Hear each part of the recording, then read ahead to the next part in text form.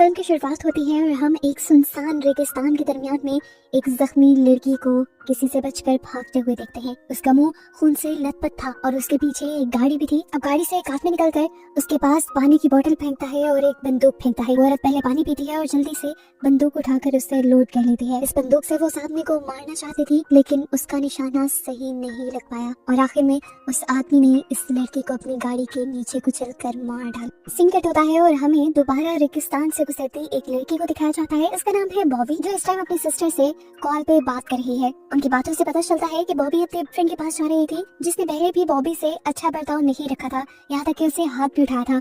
उसकी बहन कहती है, ये ना हो कि हमारे डैड की तरह वो भी एक बुरा इंसान निकले और पूरी जिंदगी तुम्हें मॉम की तरह टॉर्चर होना पड़े। लेकिन बॉबी अपनी बहन की बात नहीं सुनती, क्योंकि उसे फिलहाल अपने रिश्ते को एक मौका देना था। रास्ते में वो एक फ्यूल स्टेशन पर रुकती है, जहाँ उसे शेरिफ मिलता है। शेरिफ उसे बियर ऑफर करता है, लेकिन बॉबी को उससे बात करने में इंटरेस्ट नहीं था। वो अपने पैसे पे करके आगे बढ़ जाती है। अभी भी वो अपनी बहन से बात कर रही थी, जो उसे उसके फ्रेंड के खिलाफ भड़का रही थी। इसकी वजह से बॉबी को बहुत ज्यादा गुस्सा आ जाता है और वो ओवर स्पीडिंग करने लग जाती है। ऐसे में वो नोटिस ही नहीं करती कि रास्ते में एक शेरिफ की कार भी खड़ी हुई थी, जो उसे देख चुकी थी। जब शेरिफ उसके पीछे लगा और उसे रुकने का सिग्नल दिया गया, तो उसे रुकना ही पड़ा। शीशे से उसने देखा कि ये वही शेरिफ था जो फ्यूल स्टेशन पर उससे बात करने की कोशिश कर रहा था। शेरिफ उससे उसके डॉक्यूमेंट्स देखता है और बाद में उसे बताया जाता है कि उसे $1000 का चालान हुआ था। ओवर स्पीडिंग के लिए इतना ज्यादा चालान, इतने पैसे उसके पास थे भी नहीं। तो शेरिफ ने कहा, पीछे देखो, मेरी गाड़ी की लाइट्स टूटी है। तुमने अपनी गाड़ी से कुछ चीज ऐसी फेंकी है जिसकी वजह से वो टूटी है। बॉबी ने ऐसा कुछ नहीं किया था, लेकिन फिर भी ये शेरिफ इन सारी चीजों का इल्जाम उन्हीं पर लगा रहा था। शेरिफ उसकी एक बात नहीं सुनता और कहता है,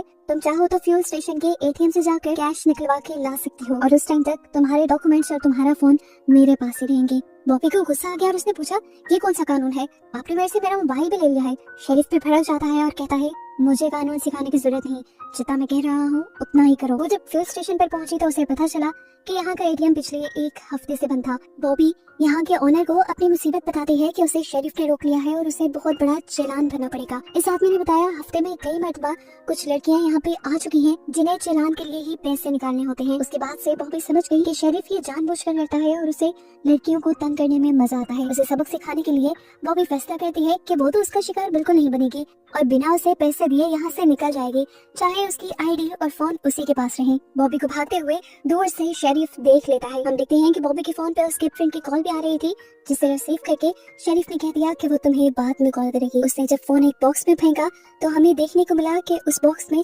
और बहुत से फोन्स और IDs थी। वो अब अपनी गन निकालते हुए बॉबी की हेडलाइट पर शूट करता है और ऐसे बॉबी को भी मजबूरन रुकना पड़ जाता है। शेरिफ उससे आकर पूछता है, तुम वहाँ से भागी क्यों, जबकि मैंने तुम्हें वहाँ पर इंतजार करने को कहा था। बॉबी कहती है, प्लीज मेरी सिचुएशन समझने की कोशिश करो, मुझे अपने बॉयफ्रेंड के पास जाना है। अगर मैं टाइम पर ना पहुँची तो वो मुझ पे जरूर शक करेगा। तब शेरिफ कहता है, तुम्हारा जाना मुश्किल है, तुम्हें तो और फाइन पड़ गया है, तुम्हारी गाड़ी की हेडलाइट्स भी टूटी हुई है। वो बॉबी की तलाशी भी लेने लग जाता है कुछ अजीब तरीके से। बॉबी को ये सब अच्छा नहीं लगता। शेरिफ उससे कहता है कि इस सब के दौरान लाइसेंस तुम्हारा मेरे पास रहेगा, तुम चाहो तो फाइन भर के ये लाइसेंस अपना निकलवा सकती हो। इसके बाद बॉबी तेजी से यहाँ से जाने लगी, लेकिन तभी हमें दिखाया गया कि उस शेरिफ ने पीछे से बॉबी के टायर को ब्रस्ट कर दिया गन से शूट करते हुए। बॉबी की कार डिसबैलेंस हुई और रेत में धंसने लगी। बॉबी को समझ आ गई कि यह आदमी उससे मौत का खेल खेलने वाला है। अपनी जान बचाने के लिए बॉबी पैदल ही भागने लगी। एक आदमी के पैसे चुरा लिए ताकि इन पैसों से वो शेरिफ से अपनी जान छुड़वा सके और फिर सुकून का सांस लेने के लिए वहाँ बैठ गई। तभी एक वेट्रेस वहाँ पर आई और उसने बॉबी से कुछ ऑर्डर करने को कहा, क्योंकि बिना ऑर्डर किए यहाँ बैठना अलाउ नहीं था। वो कॉफी ऑर्डर कर देती है और तभी वो देखती है कि शेरिफ भी यहाँ आ चुका था। घबरा कर वो यहाँ से उठी और वॉशरूम की तरफ गई। वो यहाँ से भागने का कोई दूसरा रास्ता देख रही थी, लेकिन उसे मिला ही नहीं। एक अच्छी चीज जो उसे पता चली कि शेरिफ उसकी कार को यहीं पर लेके आया था। ये देखकर उसको एक नया आइडिया आया और उसने फोन बूथ पे आके जल्दी से 911 को कॉल की और उनसे दूर गैस स्टेशन पर मदद मांगी। वो जानती थी कि यहाँ पूरे इलाके में एक ही शेरिफ है और इसी को गैस स्टेशन पर भेजा जाएगा, जबकि खुद उसने फौरन अपने फ्रेंड को कॉल की और सारी सिचुएशन समझाने की कोशिश की कि एक शेरिफ उसके पीछे पड़ा हुआ है, वो उसकी जान का दुश्मन बन रहा है। लेकिन यहाँ उसका बॉयफ्रेंड उसकी बात समझने के बजाय उसी पर ही चीट करने का इल्जाम लगाने लगता है। अब डरकर वो भी अपनी बहन को कॉल करने की कोशिश करती है। वो उसे बताने ही वाली थी कि वो मुसीबत में है, पीछे से उसे शेरिफ की आवाज आई। शेरिफ यहाँ पर उसे उसके लाइसेंस, मोबाइल और चाबियां वापस करने के लिए आया था। ये देखकर वो शॉक रह गई कि एक आदमी का इतनी जल्दी बिहेवियर कैसे बदल गया। सब नॉर्मल लग रहा था तो उसने अपनी बहन को भी कह दिया, नहीं शायद वो मेरा वहम था, अब यहाँ सब कुछ ठीक है। इधर दूसरी तरफ हमने देखा कि जिस आदमी के पैसे बॉबी ने चुराए थे, उसने पैसे चुराने का इल्जाम वेट्रेस पे लगा दिया और उसके बॉस ने भी बिना उसके जस्टिफिकेशन सुने उसे जॉब से निकाल दिया। वो उदास हुई बाहर बैठी थी, तभी बॉबी बाहर आई और बॉबी ने उससे लिफ्ट के लिए पूछा। वो लड़की भी मान जाती है और ये दोनों अपना सफर एक साथ शुरू कर देते हैं। ये लोग बातें ही कर रहे थे कि एकदम से गोली चली जो इस लड़की के सर पे लगकर वो लड़की मर गई और उसका खून बॉबी की गाड़ी पे लग गया। इस लड़की को भी मारने वाला और कोई नहीं बल्कि शेरिफ था, जो पता नहीं क्यों लड़कियों को मार रहा था। बॉबी तो शॉक रह गई थी, एकदम से इतना बड़ा हादसा होना, किसी की उसकी आंखों के सामने मौत हो जाना, उसे सांस भी नहीं आ रहा था। वो अपने आप को नॉर्मल करने के लिए गाड़ी से बाहर निकल आई। इससे पहले कि वो यहाँ पर पूरी तरह रिलैक्स हो पाती, उसने देखा कि शेरिफ अब उसके पीछे आ रहा था। वो भागने का डिसाइड करती है। इस सब के दौरान बॉबी को उसकी बहन की भी कॉल आने लगी और रिसीव करके अपनी बहन को तेजी से ये सब बताना चाहती थी, लेकिन तभी उसे पता चला कि कॉल पे शेरिफ ही था। शेरिफ ने अपना नंबर उसकी बहन की जगह सेव कर दिया था। इसी परेशानी में एकदम से बॉबी की कार के सामने एक ट्रक भी आने लगा। बॉबी ने जल्दी से कार रोकी और ट्रक को आकर वेव करते हुए रोक लिया। ट्रक ड्राइवर जल्दी से ट्रक से बाहर निकला। बॉबी की हालत देखते हुए वो उससे पूछता है कि क्या हुआ। बॉबी उससे बता देती है कि मेरे पीछे शेरिफ पड़ा हुआ है, वो मुझे मारना चाहता है, उसने मेरे साथी को भी मार दिया, प्लीज मेरी मदद करो। सिचुएशन सीरियस देखते हुए वो लड़का अपने ट्रक से गन निकाल लेता है और शेरिफ के ऊपर तान देता है। शेरिफ उस लड़की से कहता है, तुम इस लड़की की बातों में मत आना, ये एक किलर है, इसने एक लड़की को मारा है, पुलिस सुबह से इसके पीछे लगी हुई है, इस लड़की को मेरे हवाले कर दो और तुम जाओ। ट्रक ड्राइवर बॉबी को देखता है, उसकी हालत से ऐसा नहीं लग रहा था कि वो कोई किलर हो। वो समझ गया कि शेरिफ ही गलत आदमी है। इससे पहले कि वो शेरिफ को शूट करता, उसका ध्यान भटकने पर शेरिफ ही उसे शूट करके मार देता है। इस आदमी के मरते ही जल्दी से बॉबी दोबारा अपनी कार में बैठी और कार को भगाते हुए यहाँ से ले गई। उसने कार ड्राइव की और वो पहुंची एक सुनसान गैराज में। उसने यहाँ कार पार्क की। वो यहाँ छुपने की जगह ढूंढना चाह रही थी, लेकिन तभी उसे किसी के कदमों की आवाज सुनाई दी। अपने आप को बचाने के लिए, अपने डिफेंस के लिए उसने यहाँ से एक लकड़ी उठाई और उस आदमी के ऊपर हमला कर दिया जो उसके पीछे आ रहा था। उसे लगा कि शेरिफ था, लेकिन वो इस गैराज में काम करने वाला एक आदमी था। वो बॉबी को अंदर लेकर जाता है, उसके जख्मों पे पट्टी करता है और उसे कॉफी भी बना कर देता है। बॉबी उसे सारी कहानी बताती है कि किस तरह एक शेरिफ उसके पीछे पड़ा हुआ है और उसने 2 लोगों का मर्डर भी कर दिया है। उसकी कहानी सुनकर वो बॉबी को यही रुकने का कहता है और उसकी मदद के लिए वो अपने बॉस को भी बुलाने का फैसला करता है, क्योंकि उसे लगता था कि बॉस उसकी जरूर हेल्प करेंगे और बॉबी को इस मुश्किल से भी निकाल लेंगे। बॉबी खुद वॉशरूम जाने का पूछती है और वो लड़का उसे एक कमरे की तरफ इशारा कर देता है।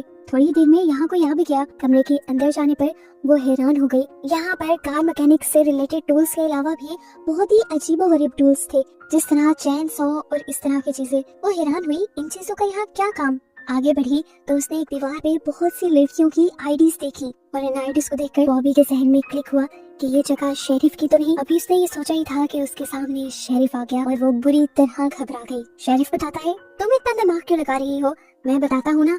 इन आईडीज पे जो नंबर्स हैं वो रिप्रेजेंट कर रहे हैं कि ये लड़की कितना दूर तक भाग पाई थी। इससे पहले कि बॉबी यहाँ से भागने की कोशिश करती, वो दूसरा लड़का जो यहाँ का मैकेनिक अपने आप को बता रहा था, वो बॉबी के सर पे वार करके उसे बेहोश कर देता है। असल में ये लड़का भी शेरिफ का भाई था और शेरिफ के ऐसे कामों में उसका साथ दिया करता था। ये दोनों ही साइको थे। थोड़ी देर में बॉबी को जब होश आता है तो वो देखती है कि उसे एक चेयर से बांधा गया था। शेरिफ अपनी कहानी सुनाना शुरू करता है कि क्यों उसे औरतों से इतनी नफरत है और क्यों वो ये सब कर रहा है। असल में उसकी माँ एक अच्छी औरत नहीं थी, वो अपनी मस्ती में मगन रहती थी, जिसकी वजह से इन दोनों ने बहुत सफर किया था। इसके बाद वो बॉबी को एक चाकू दिखाता है और बताता है कि ये मैंने अपनी मॉम की खाल से बनाया था, यानी उसने अपनी मॉम का भी मर्डर किया था। और अब वो इसी चाकू से बॉबी की जुबान पकड़ के बेदर्दी से उसकी जुबान काट देता है और कहता है, इसी जुबान से तुमने मुझे गालियां दी थी ना। तकलीफ इतनी ज्यादा थी कि बॉबी एक बार फिर बेहोश हो गई। जब उसे होश आया तो उसे पता चला कि उसे चेयर से खोल दिया गया था। वो उठी, उसने शेरिफ का चाकू उठाया और यहाँ से बाहर निकल पड़ी। ऐसा नहीं था कि शेरिफ उसकी इस चाल के बारे में जानता नहीं था। हर लड़की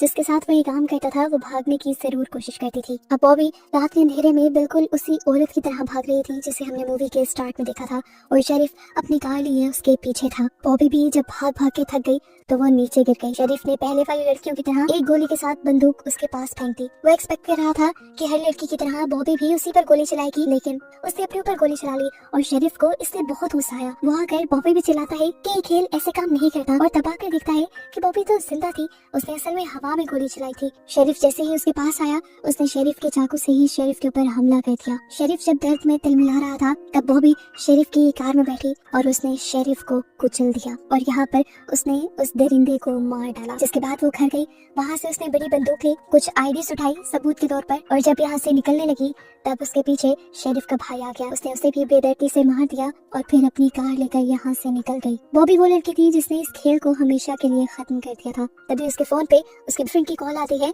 जिसे देखकर उससे गुस्सा आ जाता है। इतने मुश्किल वक्त में वो उसे बचाने नहीं आया था, उसने फोन को भी वहाँ पे फेंक दिया था। देखने को मिला कि बॉबी ने अपनी जुबान जो शेरिफ ने काट दी थी वो भी एक बर्फ के डब्बे में रख ली थी, जिससे वो दोबारा जुड़वा ली थी। और बस ये कहानी यहाँ खत्म हो जाती है।